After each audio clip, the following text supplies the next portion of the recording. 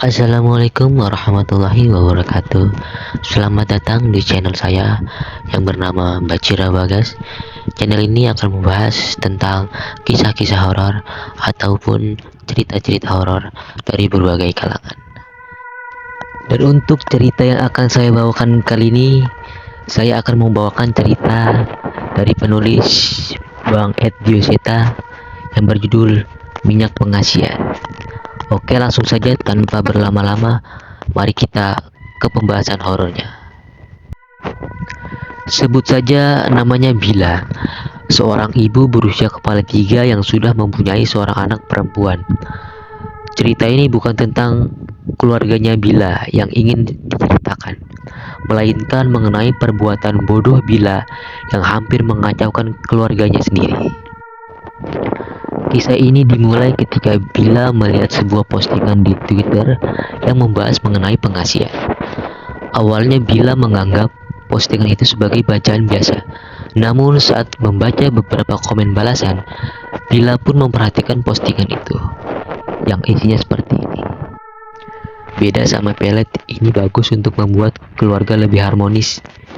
Pengasihan tidak dilarang agama. Toh kalau dipikir-pikir, parfum dan makeup juga termasuk pengasihan. Kurang lebih itulah isi komen-komen tersebut. Saat itu Bila memang sedang dalam titik jenuhnya, di mana suaminya sendiri benar-benar cuek. Jarang sekali ia mempedulikan Bila. Postingan itu berakhir dengan sebuah penawaran akan benda yang membuatnya tertarik. Ya, minyak pengasihan. Bila sempat ragu, namun rasa penasarannya membuatnya ingin berikhtiar dengan cara itu. Selain penasaran akan khasiat minyak pengasihan, setidaknya yang ada di pikirannya saat itu hanyalah apakah benda ini manjur atau tidak manjur. Kalau tidak, mungkin dia hanya akan rugi uang sejumlah beberapa ratus ribu saja. Singkatnya, dalam waktu seminggu, minyak pengasihan itu sampai kepadanya. Sebuah botol kecil yang berisi beberapa helai akar-akaran dan bubuk yang mengendap di bawahnya. Di dalam bungkusan itu juga terdapat lipatan kertas yang bertuliskan sebuah kalimat yang bahasanya kurang Bila mengerti. Pertama, kenakan minyak ini di dahi. Setelahnya kenakan di leher, punggung tangan, dan dada sembari membaca tulisan yang ada di salah satu kertas yang dilipat.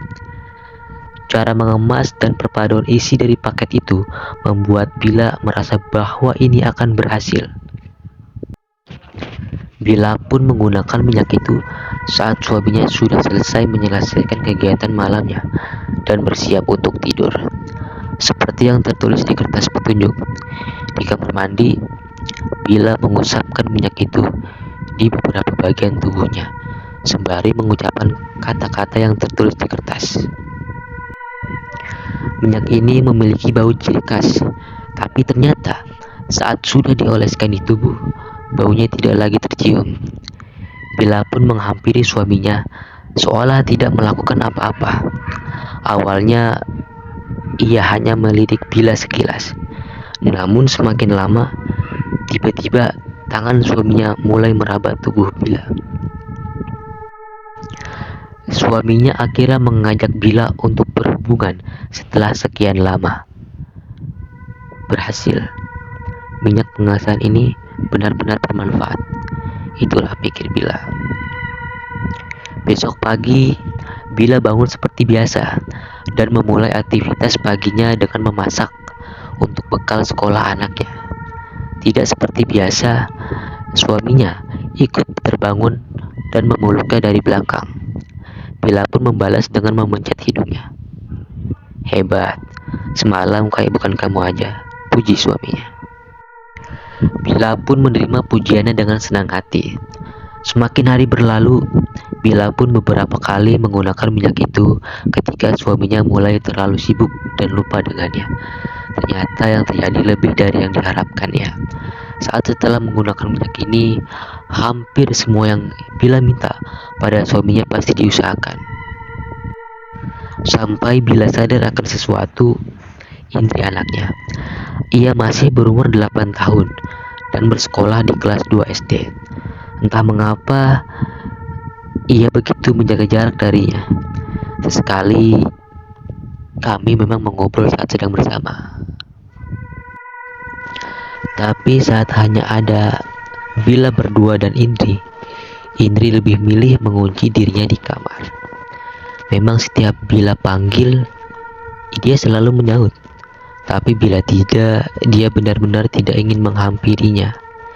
Suatu ketika, ada hal yang sama sekali tidak Bila mengerti. Di tengah tidurnya, Bila bermimpi sedang mendatangi kamar Indri. Tapi ada satu hal yang aneh di sana. Indri menatapnya dengan wajah ketakutan. Indri pucat sepucatnya dan memintanya untuk pergi. Saat pagi harinya, semua berjalan seperti biasa. Namun saat sarapan, beberapa kali Indri meliriknya.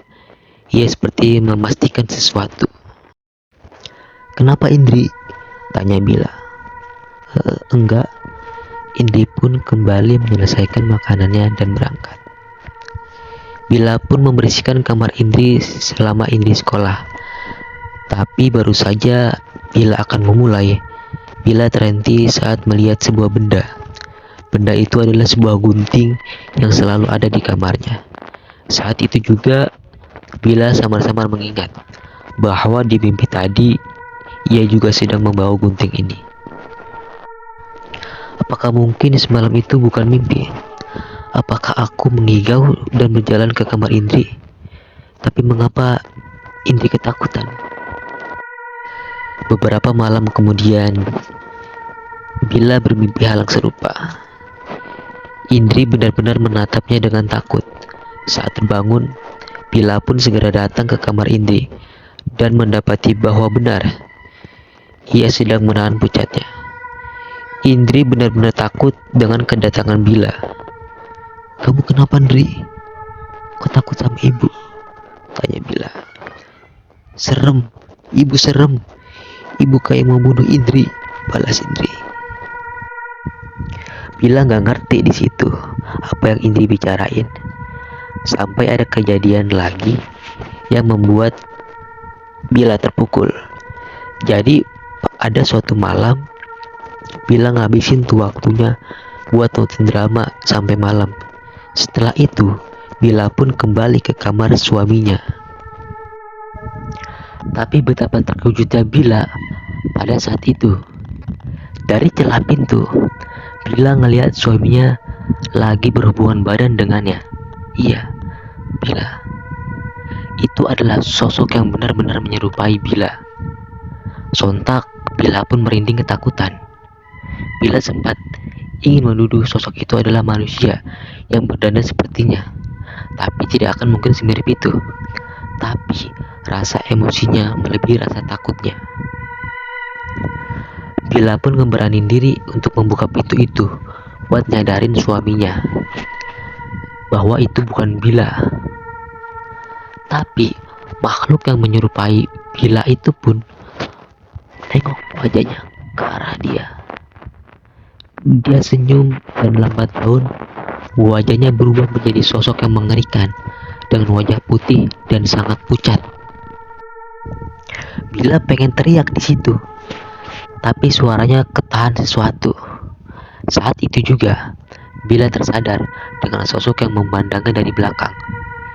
Dia pun menoleh dan mendapati sosok perempuan berbaju putih panjang yang lusuh dengan wajah yang pucat berada di belakangnya. Bila pun masuk ke dalam kamar dan sosok itu tiba-tiba menghilang. Suaminya dalam kondisi setengah sadar, entah ia mabuk atau memang terhipnotis akan sesuatu. Tapi saat mengetahui kedatangannya, ia pun kaget. Bila mencoba menenangkannya dan membawakannya segelas air. Saat sudah tenang, Bila pun menceritakan tentang apa yang terjadi. Saat itu suaminya malah menatapnya dengan tatapan yang bingung dan tidak dimengerti oleh Bila. Singkat cerita, hari 2 pagi tuh tiba-tiba rumah Bila kedatangan beberapa orang. Salah satunya adalah Ustadz yang mungkin dia kenal, dan sisanya seperti kenalan dari Pak Ustadz lah. Ternyata suaminya lah yang manggil mereka ke rumah, dan saat mengetahui tujuannya, Bila pun benar-benar kaget. Indri sering lihat kamu ngedatengin kamarnya malam-malam. Katanya kamu gak ngomong tapi cuma menatap Indri sambil senyum-senyum sendiri. Indri ketakutan. Suaminya bilang gitu. Bila pun tersentak mendengar cerita itu. Berarti apa yang ia rasakan saat itu bukanlah mimpi. Tak hanya itu, setelah kejadian ini, Bila memergoki suaminya, ia mulai sadar bahwa ada yang aneh saat kami berhubungan. Ia merasakan ada perbedaan atas perilaku dan cara bicaranya. Penjelasan itu pun membuat Bila menerima permintaan mereka untuk dilakukan ruqyah pada dirinya. Pak Ustadz dengan beberapa ulama lainnya pun membacakan doa-doa dan ayat-ayat suci padanya. Sontak kepala Bila terasa seperti dipukul dengan keras. Rasa mual campur aduk dengan sakit di kepala. Di situ mulutnya Bila meracau tanpa keinginannya sendiri. Bila mengucap kata-kata tanpa ia sadari. Yang sempat Bila ingat hanya beberapa kata. Aku diundang, dia yang meminta, kami menikmatinya. Suara itu bukanlah suara Bila, namun suara itu semakin tersiksa bersama rasa sakit yang Bila rasain. Puncaknya, Bila semakin tidak tahan dan memuntahkan cairan dari mulutnya. Seketika semua rasa sakit di tubuhnya Bila hilang. Hanya saja tubuhnya menjadi begitu lemas. Pak Ustadz membawakannya segelas air yang telah ia bacakan doa. Bila pun meminumnya dan mendapatkan kembali sedikit kesadarannya. Apa itu tadi? Tanya Bila. Dia bingung tuh di situ. Suaminya terus merangkulnya sembari mengelus-elus punggungnya untuk menenangkan Bila. Pak Ustadz ngomong nih, maaf Bu Bila, apa ibu pernah menggunakan benda-benda yang memanggil jin atau sejenisnya? Terus Bu Bila coba ingat di situ, dan satu-satunya yang mencurigakan adalah minyak pengasihan itu yang beberapa kali ia pakai. Astagfirullahaladzim. Pak Ustadz itu kaget dan langsung istighfar saat Ibu Bila menunjukkan botol berisi cairan itu. Pak Ustadz jelasin di situ, ini musyrik Bu, ini benda haram. Perasaan dalam tubuh Bila ingin melawan. Ia ingin mengatakan benda ini tak lebih dari minyak seperti parfum yang gunanya menarik perhatian pasangannya. Tapi satu sisi akal sehatnya pun menahannya. Memangnya ini apa mah? Suaminya bertanya tuh. Minyak pengasihan Pak. Katanya bisa membuka aura dan membuat orang-orang nyaman. Berusaha menutupi tujuan utamanya Bila menggunakan minyak itu, tapi sepertinya suaminya menyadarinya. Ini salah Bu Bila. Ibu tahu ini apa? Di dalam minyak ini ada abu orang yang sudah meninggal, ada akar yang dicabut dari kuburan, dan benda-benda mengerikan lainnya. Perempuan yang berdiam di tubuh ibu adalah jin yang sebelumnya mengikuti orang yang abunya ada di minyak ini. Pak Ustadz jelasin tuh di situ. Mendengar ucapan itu, jantung Bila serasa mau berhenti. Ia nggak percaya bahwa benda yang ia gunakan ternyata semengerikan itu. Bila pun meminta maaf pada suaminya dan Pak Ustadz atas perbuatan bodohnya itu. Sebelum pergi, Pak Ustadz memberikan beberapa bacaan yang harus Bila bacain setelah sholat. Tujuannya agar sosok itu tidak kembali lagi berdiam di tubuhnya. Tak hanya itu, sepertinya Pak Ustadz menyadari mengapa Bila menggunakan minyak itu. Ia pun turut memberikan kata-kata untuk suaminya yang tidak Bila ketahui secara jelas. Tapi setelah kejadian itu, walaupun sedikit, suami Bila mulai sedikit peduli padanya. Begitu juga Indri. Sebagai permintaan maafnya, sesekali Bila tidur di kamarnya untuk menemaninya sembari membacakan beberapa cerita favoritnya. Setelah Bila merasa semua kembali normal, Bila pun mencoba mencari akun Twitter yang menjual minyak pengasihan itu padanya untuk menunjukkan pada semua pengikutnya tentang benda apa itu sebenarnya. Tapi bila tidak bisa menemukannya, entah akun itu mengganti semua username dan data-datanya, atau malah ia sudah menutup akunnya. Entahlah, semoga cukup bila saja yang menjadi korban. Semoga saja tidak ada yang ikut terjebak karena iming-iming seperti pengasihan yang bisa didapat dalam waktu singkat.